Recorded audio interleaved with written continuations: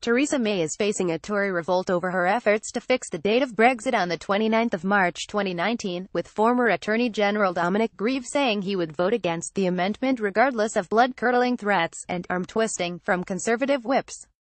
On the first of 8 days of debate on the European Union withdrawal bills committee stage, the former Attorney General was one of several Tory MPs to express their opposition to the move, and up to 15 could revolt over the issue when it comes to a vote in the coming weeks. Grieve, the ringleader of the rebellion, described Brexit as an extraordinarily painful process of national self-mutilation, as he warned that he would not be ordered to vote against his conscience. He was supported in the Commons by MPs including Ken Clarke, Nicky Morgan, Bob Neill and Anna Soubry. The rebels are already among up to 20 Conservatives planning to vote against the government on several issues, from use of Henry VIII powers to securing a meaningful vote on the final Brexit deal, unless the government makes concessions. However, no 10's attempts to fix the date of leaving the EU opened up a new battle, with May potentially reliant on Brexit-supporting Labour MPs to pass her amendment. Grieve said there could be some room for compromise on most issues in the coming weeks, but the efforts to find consensus were undermined by the government's mad amendment to ensure the EU exit date is fixed at 11 p.m. on the 29th of March. He said it was tabled without any collective decision-making within government, and accompanied by, I think, blood-curdling threats that anybody that might stand in its way was in some way betraying the country's destiny and mission, and I am afraid I am just not prepared to go along with that. Grieve said he will vote against it, no ifs, no buts, no maybes about this, no arm-twisting, and pledged he would do so if he was the only person in the voting lobby. Some of his colleagues, including former Cabinet Minister Morgan, shouted, "You won't be," indicating they would join him in rejecting the timetable. The Brexit date amendment was unexpectedly published on Friday, but MPs will not get the opportunity to vote on it until much later in the 8 days of debate on the withdrawal bill, which are expected to be spread over at least a month.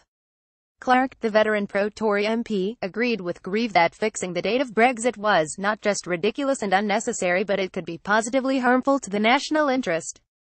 He got an unusual round of applause from some MPs, who are not supposed to clap, for urging the government to reject its own silly amendments thrown out because they got a good article in the Daily Telegraph.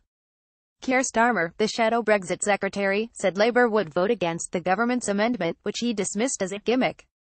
However, the idea was supported by Frank Field, a senior Labour MP and Brexit supporter, who proposed an exit date of the 30th of March 2019, an hour later than the government's amendment of 11 p.m. on the 29th of March 2019.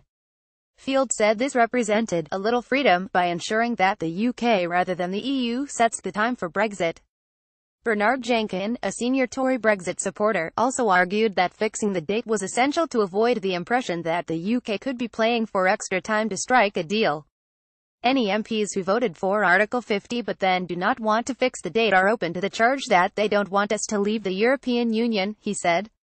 What this amendment does is rumbles those who have not really accepted that we're leaving the European Union.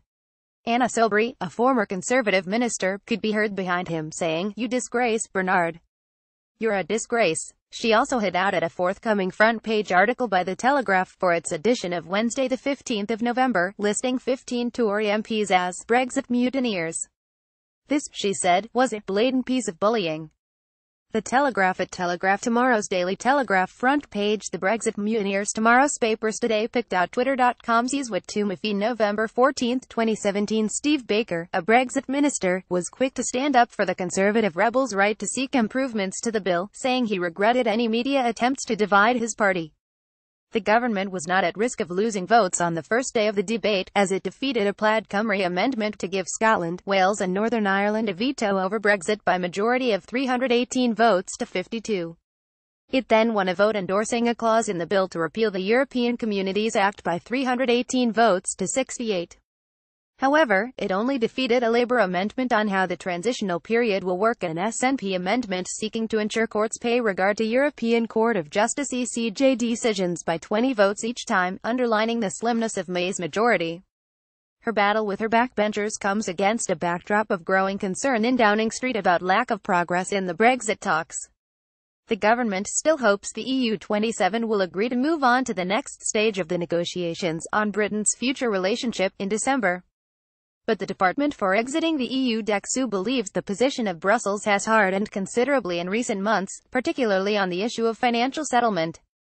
David Davis and his colleagues had expected the EU27 to accept agreement on the broad framework for calculating the Brexit divorce bill as the sufficient progress it has demanded.